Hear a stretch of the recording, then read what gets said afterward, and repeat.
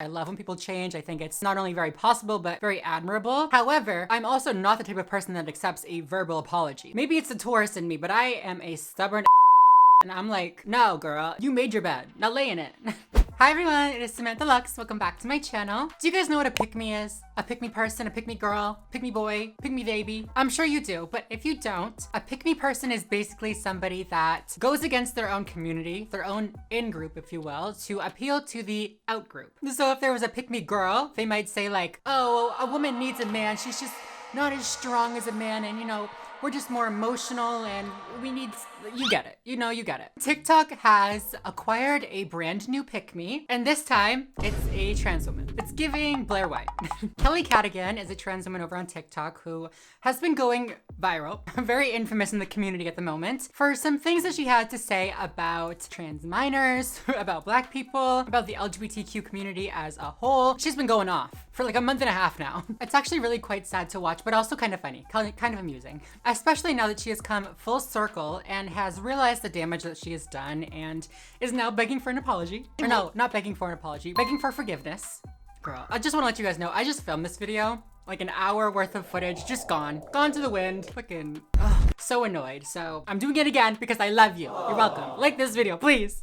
Let's take a little look into some of my favorite things that Kelly has said, shall we? So I'm just gonna say that in general, I think it's wrong to own humans. Of course, we're not in that time period anymore. But you're defending slavery. I'm not defending it. I'm saying it was a product of the time. You said that Black people enjoyed being slaves. I think there were probably a good majority of Black people who back then were born and raised as slaves, probably because that's the only thing they knew. It was the environment they grew up in. If they had a slave owner who treated them well, they probably enjoyed their lives, a few of them. I think it's illogical to believe that every person who was a slave back then hated their life. I truly think that's illogical. I do. You know, I think anyone that's a legal adult should be able to transition, but not if you're a minor.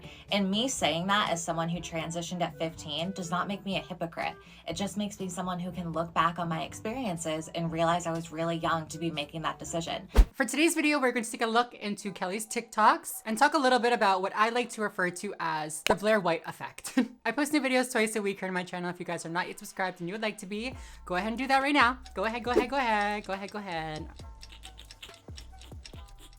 Are you done? Thank you very much. Also, make sure to follow me over on Twitter, Instagram, and TikTok to keep us up to date with me as possible. And I also just announced when my first Twitch stream is going to be. So if you guys have a Twitch and you like to watch video games, make sure to go and follow me over there. I'm going to be playing video games on there very, very soon. And I'm so excited. I feel like there's so much negativity surrounding the trans community right now that we just need to spread some trans joy, have some fun, you know, chat, play video games together. Yeah, it'll be fun. So go ahead and follow me over there. And yeah, with no further ado, let's get right into some of Kelly's TikToks, shall we?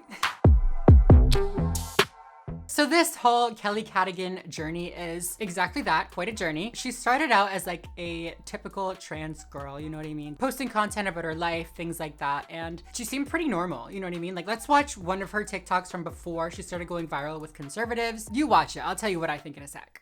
You know what my favorite thing is about having the surgery? It's not the little things like getting able to wear my leggings whenever I want to without having to second guess it in the morning, or not having to do my hormone blockers, my testosterone blockers every month like I had to.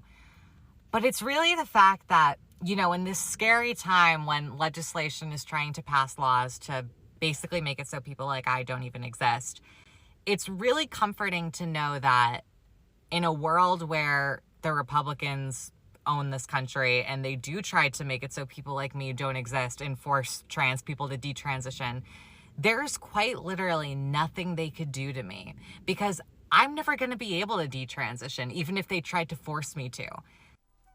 Okay, all right. Now, first of all, they can force you, girl. There's stuff they can do. Don't worry, they'll get you. Now, before I say anything, I do want to say that I get it. You know what I mean? Like, it feels very good to have gone through your full transition, whatever that means to you, and to feel like you are complete and that nobody can take it away from you. That's a great feeling. I totally understand that. And yeah, no shade to that. However, to me, this video is very revealing, especially when you look at the content that follows it, because it's like, so you know what conservatives are trying to do. You know that transphobes are trying to push legislation and they're passing laws to ban gender affirming care. She gets it. She knows what they're doing. And yet, she still decides to side with them. I mean, you'll see it in a few minutes. She literally decides to switch to the right, to be a right-leaning centrist, aka join the right. And for what? For why? Why would you do this, Miss Kelly? I'll tell you why. For validation. And I know this is, you know, a buzzword. Everybody likes to be like, oh my God, validation. You need to learn to validate yourself. You need to learn to not seek validation from outside sources, blah, blah, blah. But honestly, it's so true. I mean, this is a perfect example of it. Like, I feel like it's so common with trans people, especially in a country where the media is so negative around trans people and creates so much shame around being trans. It's very easy to struggle with being able to validate yourself. I mean, when I first transitioned, it was really, really hard for me to validate myself as well. I mean, I would search for validation from men. I would search for validation from literally just anybody. Little tidbit, it doesn't work. It never fucking works. You gotta validate yourself. But I just say that to acknowledge that, you know, I get it. I understand struggling with your identity and struggling with being trans and not being accepted by people. I feel like a lot of trans people probably understand that, you know? I'm not trying to make excuses for her. I'm just saying that I understand. And understanding that kind of allows me to understand why she would do the rest of what she's done over the past month and a half. Let's just start where all of this started, shall we? That's a good place to start, no? The beginning? All of this started around the time where that trans person committed the mass shooting in Nashville in the school. I think I've talked about this before in a video, but the person's pronouns, if they're trans and they commit a mass shooting, I mean, it's just not my problem. I don't care. Like, I'm not gonna be out here campaigning for you to call them the right pronoun, and I'm not gonna say that you're dead naming them and you're misgendering them if you refer to them by whatever, because frankly, I just don't care about them. It's just not on the top of my agenda, you know? But I will say that I don't think that misgendering anybody is a good idea, even if they do commit horrible, horrible acts of violence. I just think it's a little bit of a slippery slope to kind of use misgendering as a way to disrespect somebody. But yeah, that's just my opinion. That's not what the focus of this video is on, so let's move on. Around that time, she made a video saying that she wasn't gonna respect the shooter's pronouns. She was gonna call them a woman and they don't deserve any respect, blah, blah, blah. Again, sure, I don't care, whatever. But she started getting a lot of support from transphobes and conservatives that were upset about the trans shooter. I mean, everybody was upset about the shooter, obviously, but there was a select group of people that blamed the shooting on the person's transness. They said that, you know, this is what cross-sex hormones will do to a person. This is what being trans does to a person. This is what the trans ideology is pushing, blah, blah, blah. All of which is just bullshit. But she started getting a lot of support from those people. And I feel like it kind of scratched that itch in her brain for like that validation, you know? She's like, these are people that traditionally hate me. These are people that are supposed to think that I am scum of the earth. These are the people that are supposed to think that I'm a pedophile, a pervert, a groomer, whatever they say. And they're accepting me. They're saying that I am okay. I'm one of the good ones. I think that she really, really enjoyed that. She kind of got stuck in it and she just kept going along with it, you know? Shortly after that, she started posting other videos about controversial topics within the trans community, like whether or not dating preferences are transphobic, whether or not trans women should be able to compete in women's sports. I have another controversial opinion for you, even though it shouldn't be controversial. Why are we still saying it's transphobic to have a dating preference? Because it's giving me super weird energy. I don't think it's transphobic for someone to say they aren't interested in me. Like, imagine if we started telling gay men they had to be attracted to women or they were misogynistic. You know, as a transgender woman, I've been really scared to give my perspective on this just because I know it's going to be super controversial. But I truly don't feel like trans people should be competing in competitive sports. I just don't think it's fair. No matter how young you've transitioned, I just feel like we have no way of proving that a trans woman wouldn't have some advantage over a biological woman physically. She even agreed with people on Twitter that were calling her body results from her SRS surgery an open wound. That's not even the worst one. That's a bad one, but it's not even the worst. She was very clearly just feeding into conservatives, feeding into transphobes, and just giving them exactly what they wanted. Giving them those sound bites and those little arguments to fight back against the trans community by using a token trans person. She also started going on to anti-trans podcasts, making appearances with infamous transphobic people. She literally was going to go onto the Tim Pool podcast, which if you know Tim Pool, I'm so sorry. So sorry, but he's just one of the most transphobic people on the internet. So it just kind of goes to show you what kind of people she was trying to align herself with. I will say she did not end up going onto that podcast, but it's the thought that counts, right? Now, if you're familiar with the concept of a pick-me person, it's very clear that Kelly's being a pick-me. Am I right? Am I right? Am I right? There's nobody here. And people were letting her know that, you know, the trans community, the LGBT community, and even just LGBTQ allies were going off in her comments, letting her know that she was acting very pick-me-esque, very pick-me-ish. Pick-me-ass. And so she fully committed to the bit. She put pick/me in her bio as like her pronouns. She posted this video. Let's take a look. Instead of you guys calling me a pick-me, did you ever think maybe I just genuinely have a different perspective on things? No matter how many times you call me a pick-me, you're never gonna make me think giving hormones to people under the age of 18 is okay. Happy Trans Day of Visibility. Yeah, you heard that correctly. Along with the other transphobic things that she was pushing, she also made the claim, or pushed her belief, that trans minors, people under the age of 18, should not have access to gender-affirming care. Even though she herself was a trans minor that accessed gender-affirming care and has since had zero regrets. So not only is she a pick-me, she's a hypocrite. She's the kind of girl that pulls the ladder up behind her. She said, I got mine, so bye. Remember what she said earlier? She said, I've had my surgeries, I've had my transition, I got my hormones, so there's nothing you can do to me anymore. So might as well say, you to the kids, take my little conservative privilege points, get my clout, make my money, and say you. It really is insane the lengths that this girl went to get acceptance and validation from people that literally want her dead. People that think that she's literally just a man, a feminine man that is on hormones. People that will never, ever accept her. She was trying so hard to appeal to them that she was even willing to call herself not a woman. I mean, let's look. So I don't know that I'm a woman, because I'm not. I'm a transgender woman. You know, biological women have a ton of experiences that I'm never going to relate to. You know, I've had gender reassignment surgery, but I'm not going to know what it's like to menstruate, have a uterus and eggs, and produce a child. I'm never even going to know what it's like to be pregnant, even though I'd love to. That's just not in the cards for me. But I don't want people to think I'm invalidating myself when I say that, because there are tons of experiences that I have as a trans woman that a biological woman will never have.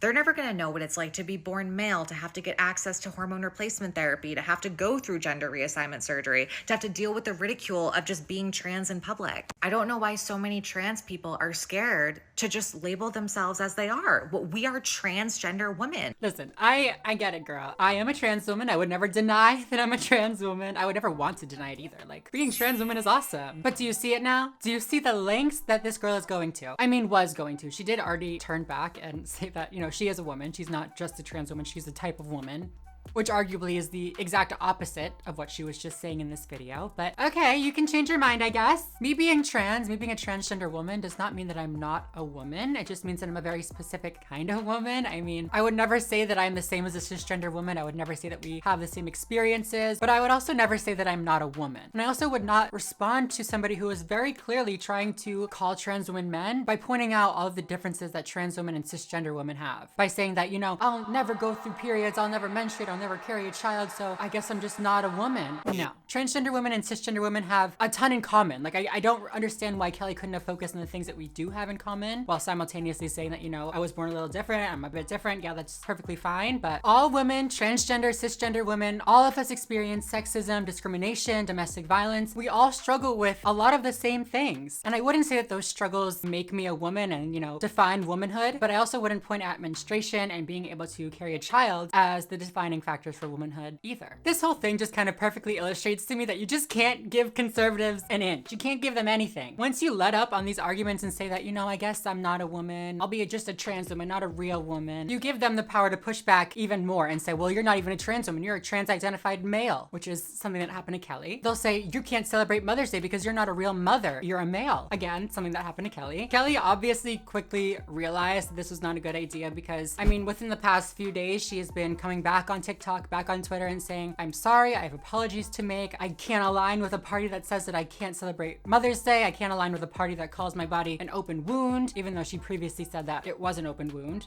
Weird. Like, girl, if your thing is an open wound, you need to go back to your doctor. Maybe a new doctor, actually. But she started coming back and making these apologies and saying that she's done with being on the right, even though she literally made a whole entire series mocking Dylan Mulvaney, saying this is day one of being on the right. This is day one of being a conservative, blah, blah, blah. And pushing once again all of these transphobic rhetorics, providing sound bites and talking points and evidence to transphobes to use against us. Even though she did all that, she has the nerve to come back and say, I'm sorry, like, I was wrong. They're kind of mean to me. They don't actually like me. They want me dead, even though I, like, agreed with them and stuff. To me, this is so funny. Like, I hate to laugh because it's kind of sad, whatever, but we warned you.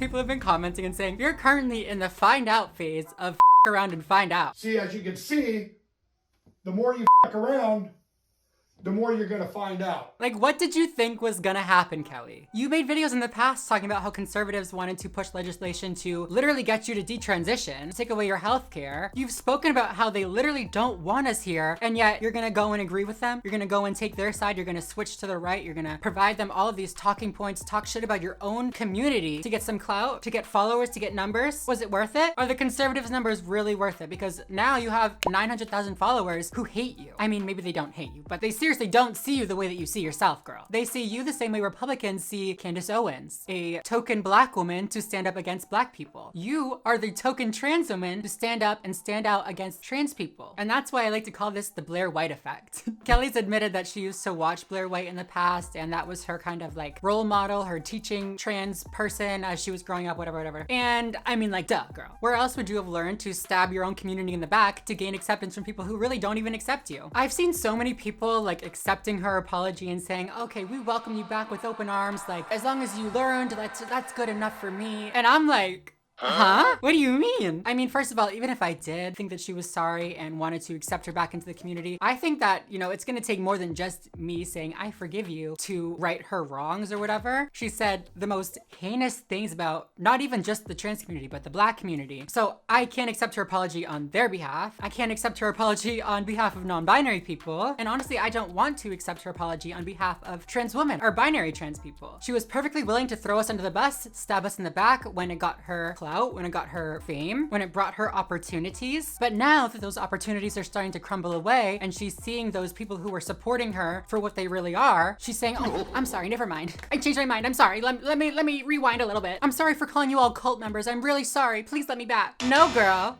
No, that's not how this is gonna work. I mean, personally, I'm the type of person that accepts change. I love when people change. I think it's not only very possible, but very admirable. However, I'm also not the type of person that accepts a verbal apology. Like, girl, you think you can post one TikTok video, maybe 2 TikTok videos saying, I'm sorry for, you know, saying that slaves enjoyed being slaves. Like, I'm sorry for saying that non-binary people aren't real. I'm sorry for saying that I'm not a woman and that trans women's bottom surgeries are just open wounds, blah, blah, blah, blah, blah. I'm so sorry. Okay. What are you gonna do about the millions of conservatives that are now using your sound bites to harm the community? To take away rights from trans kids. Not even just trans kids, trans adults. Trans people in Florida right now can't even access their hormone care regardless of their age because of laws that have been pushed by people that you were siding with. Maybe it's the tourist in me, but I am a stubborn and I'm like, no, girl, you made your bed. Now lay in it. I don't want to cancel her. I don't want to say that she's a horrible person or anything like that. Not even that like I would have the power to do so, but I do think that Kelly should really take some time to not only work on validating herself and finding acceptance and validation from within. I think she also really needs to do some work to figure out what her beliefs are, what her political stances are, because honestly, I don't know if she even has real life stances. Right now, it just looks like she's siding with whatever is going to get her more fame, more popularity, and more acceptance, which, like, have a backbone, sis. Have a backbone. I can't imagine going through all of this stuff is easy or fun or, you know, whatever. So I do hope that Kelly's all right. I hope that she's okay. I know that conservatives can be really brutal. I know that hate mobs in general can be really brutal. So of course, this is just my opinions, all that kind of stuff. I don't want any hate to be sent to Kelly. This is not to hate on Kelly, whatever. But I do think that this is a really good learning experience for not only her, but for viewers and for people like her, maybe. Transphobes do not have your best interest at heart. They do not care if you're one of the good ones, if you're passable, if you're pretty, if you call yourself a trans-identified male, they don't care. Eventually, they will turn on you, just like they turned on Kelly. That's not me trying to scare people off from being a conservative. That's not me trying to scare people off from, you know, being a Republican, whatever. That's just how it is. Like, if you're a trans person, an LGBT person, like, I mean, I don't know. Those people do not have your best interests at heart. They don't even have you at heart. Like, they just don't care. So yeah, I mean, I don't know what else to say. I've been talking about this for like 2 hours now since I had to refilm this video, but I hope that Kelly does learn from this. It seems like she is starting to already feel the impact of it, so maybe she will, but I don't know. One Blair White is enough, don't you think? Okay, you guys, that is it for this video. What did you think? Let me know down below. If you like this video, make sure to give it a thumbs up down below. Make sure to subscribe if you are not already and you'd like to be. And yeah, other than that, I think I'm gonna go. So thank you all so much for watching. Don't be a pick me, and I'll see you in the next video. Bye, everyone.